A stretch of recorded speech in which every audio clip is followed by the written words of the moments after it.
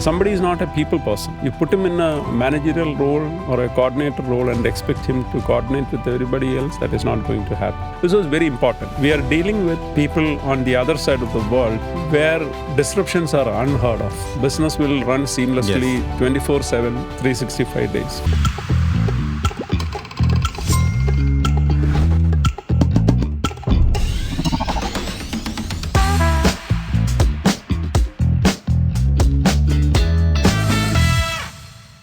So I have seen that when you promote someone as a manager, I have seen the people coming back to me sometimes asking me, so what about my skills which I learned in the last 10 years? Am I going to lose that?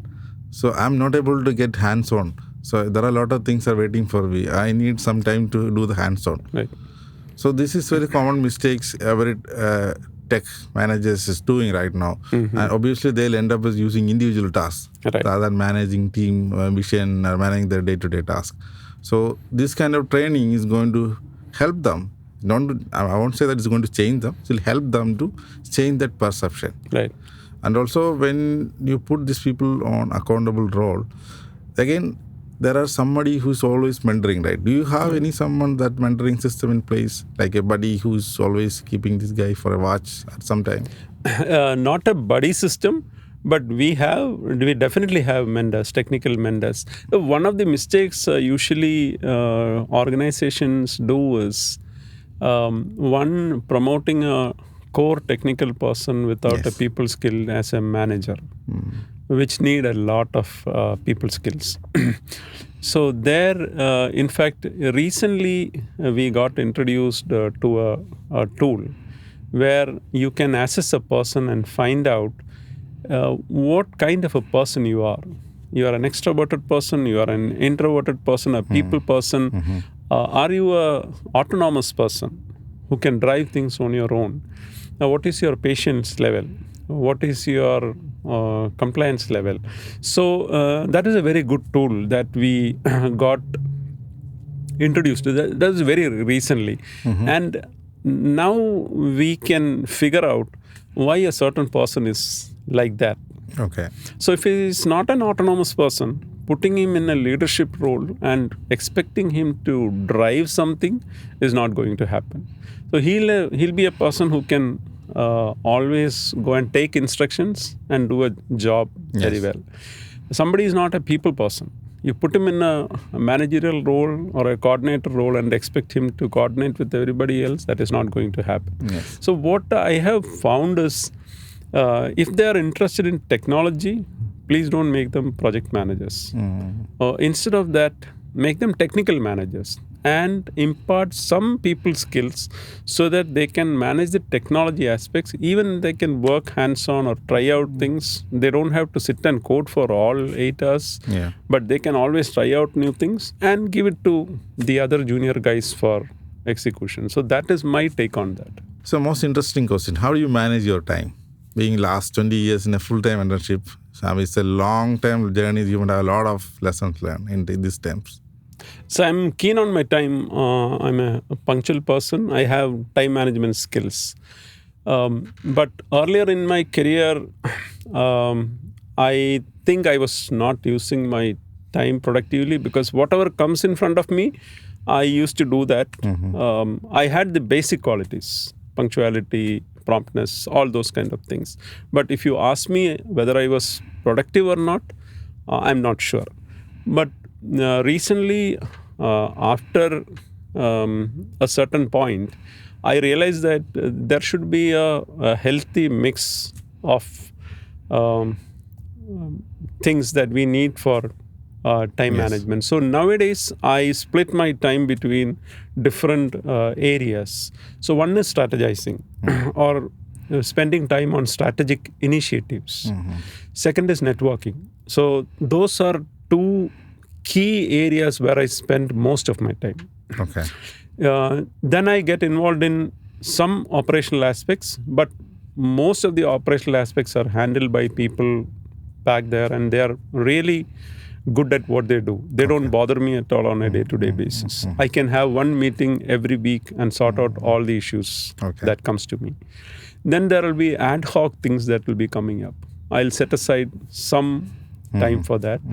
And last but not the least, but major one is spending time on yourself. Yes. To Personal keep on space. improving. Yes.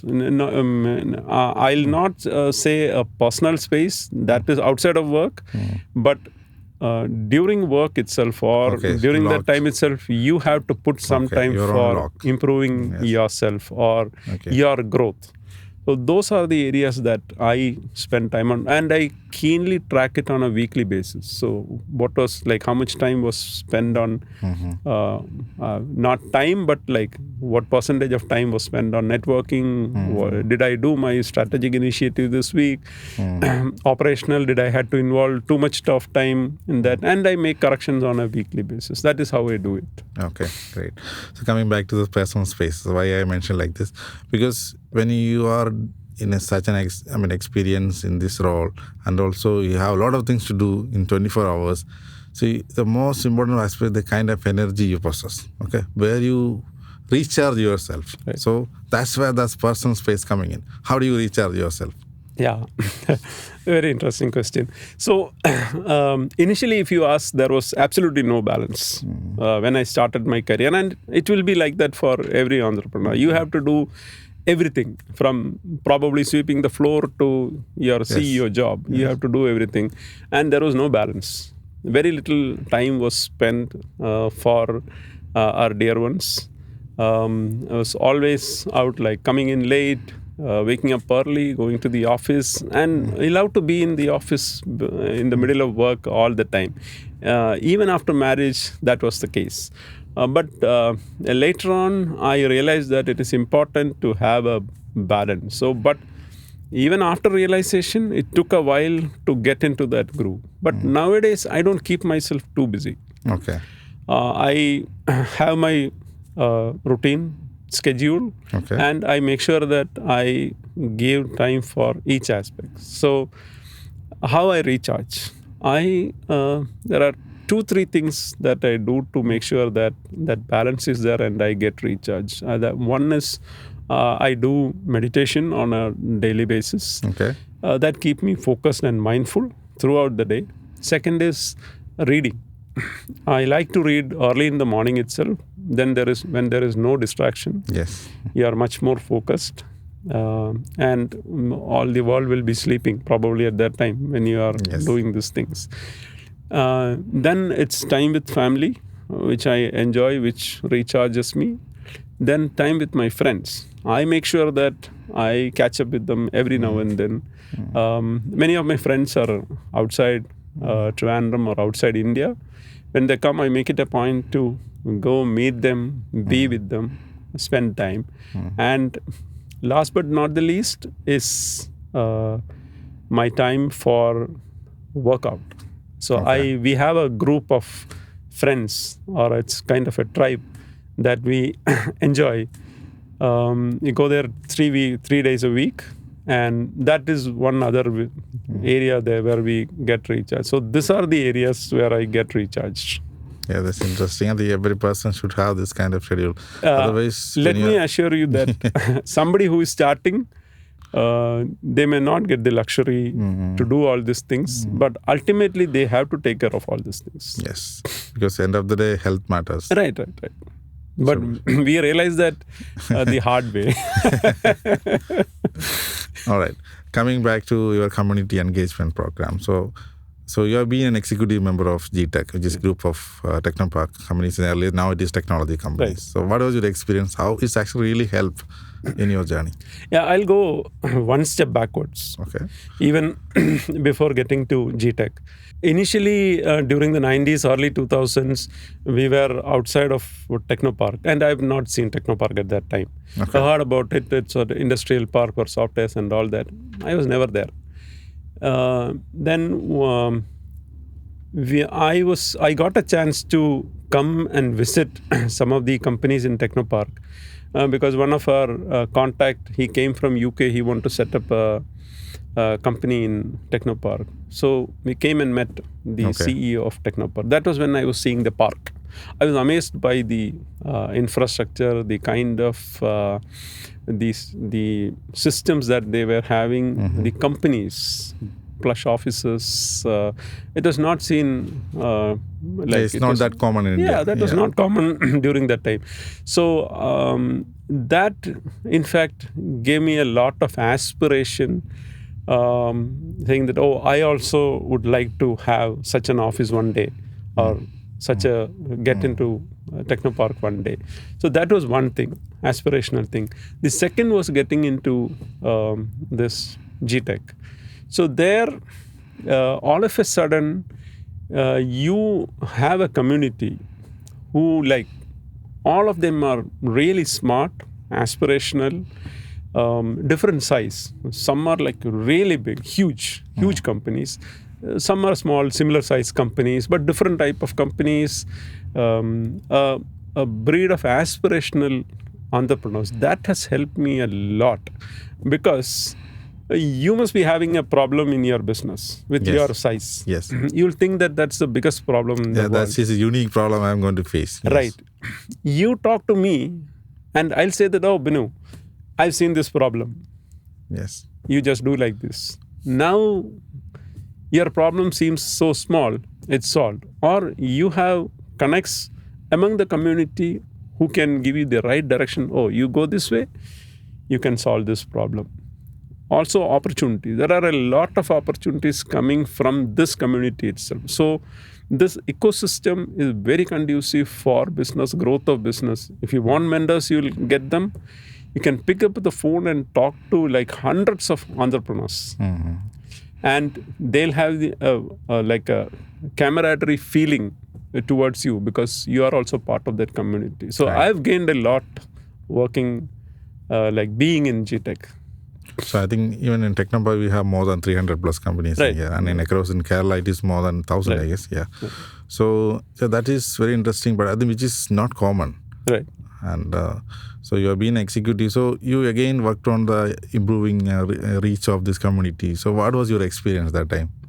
So what GTech does is it constantly adds companies into its fold. Okay. They evaluate the companies, make sure that they have been running for at least 3 years, they have a background, the company is doing well, the founders are ethical, and bring them to the community. And it has been growing ever since. And it started making an impact in the society. The GTech Marathon was one of such kind of initiative. We have been doing it for the last 3 years, I guess. The last one, which was in February, was attended by around 7,000 people, which was one of the biggest in Trivandrum. And also for a very good cause. Say no to drugs, which we know is a pressing problem right now in Kerala. Coming back to the same GTech and especially in Kerala startup environment, so Kerala IT environment, how did it actually help? Because we are the first one who is launching IT park in India. Right. And you are actually there around when you are starting the business. So how did that environment help you to shape your business? One main aspect in Kerala was referred as a place not good for starting a business. So I think a concept of a park or IT park really helped. Yeah. So if you look at it, it's one place where like once you get in, you have absolutely no distractions for multiple reasons. One, nobody from outside can come in or disrupt your business. You are safe and secure there. Your employees, all your associates are safe there. Second is you have consistent power. Yes. You have uninterrupted internet connections coming in. Mm-hmm. So that ecosystem definitely has helped us grow this industry.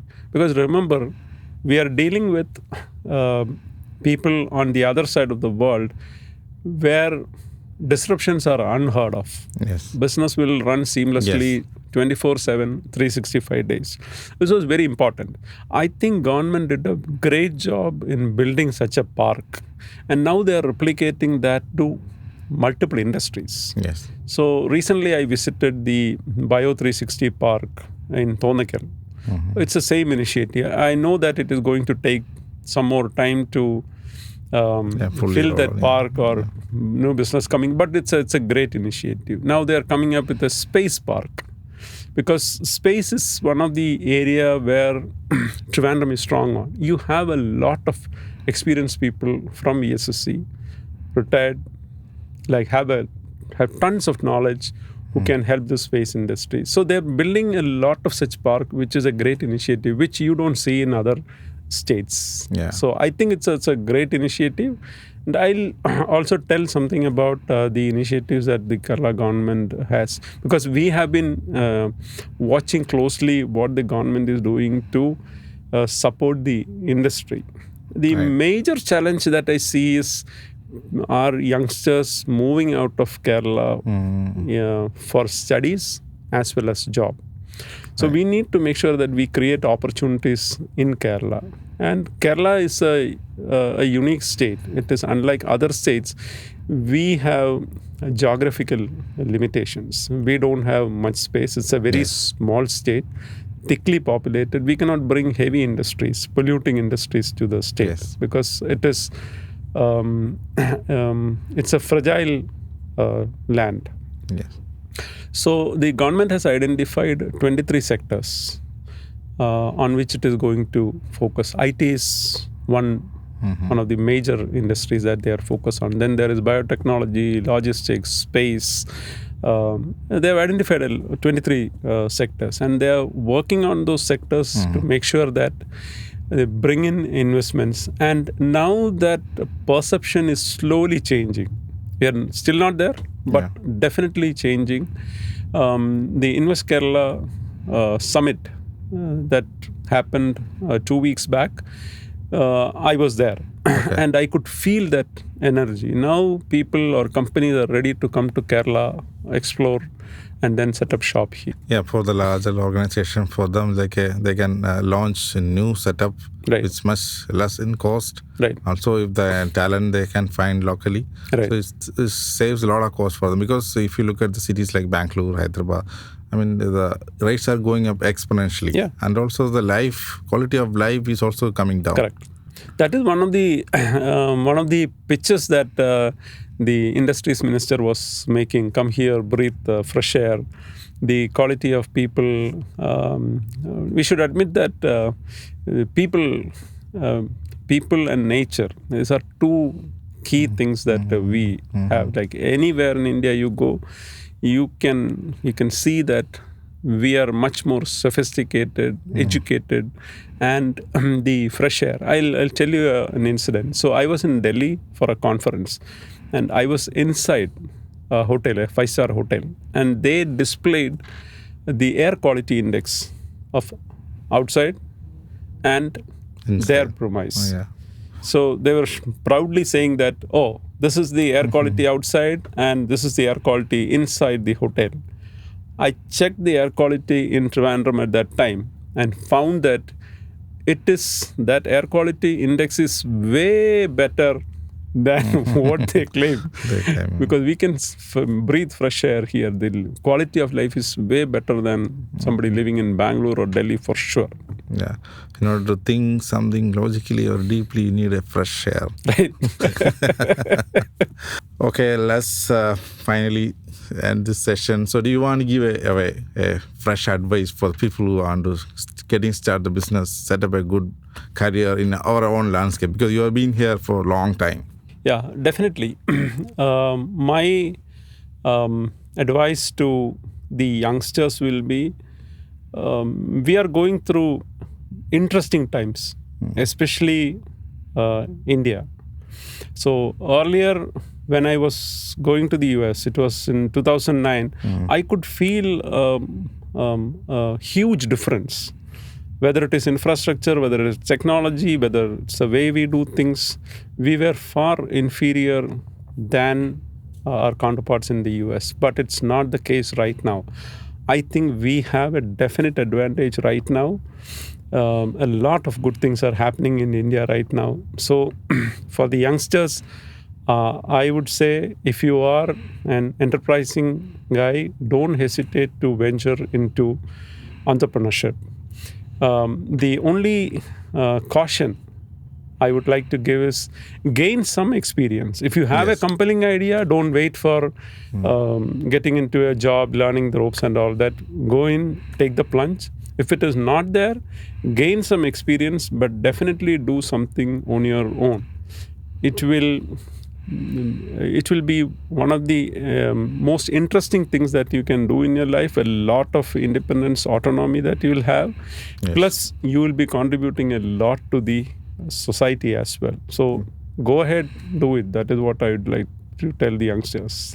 That's very interesting insights, and especially the people who want to know how to get started when they have some idea, and how to get going, because there are a lot of questions stopping them. So, I mean, there's communities, there are communities available now who's going to help you, especially in the startup missions, those kind of industries are helping all over. I think leaders like Sivakumar is always there, willing to help. So you can reach out to him. You will share our details on this comment section. And finally, yes, big thank you for Sivakumar being here, spending the valuable insights with us. Thanks, Binu. Thanks for having me in this session. I watched your interviews. It's a very great, it's a very good initiative that you are doing. Always happy to associate with any future programs that you do. Thank you very much. Thank you. Thanks. Bye.